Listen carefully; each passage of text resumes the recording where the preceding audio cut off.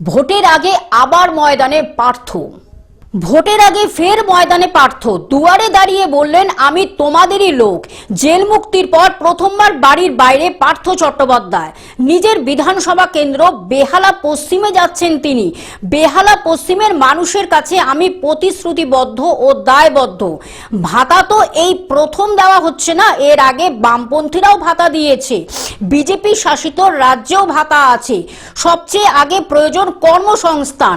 2 কোটি লোকের চাকরি দেব বলে দুটোও দিতে পারলাম না। আমায় যারা ঢিল মারছে, কাদা মারছে, তারা ভেবে দেখুক মমতা বন্দ্যোপাধ্যায়ের মুখ্যমন্ত্রীত্বে কত মানুষের চাকরি হয়েছে। জেল মুক্তির পর প্রথমবার বাড়ির বাইরে বেরিয়ে বললেন Partha Chattopadhyay. Bureau report, globe news. এখন থেকে গ্লোব টিভি দেখুন আপনার স্মার্টফোনেও। গুগল প্লে স্টোর অথবা অ্যাপল স্টোর থেকে ডাউনলোড করুন গ্লোব টিভি লাইভ অ্যাপ। এছাড়া জিও টিভি অ্যাপ থেকে দেখুন গ্লোব টিভি লাইভ।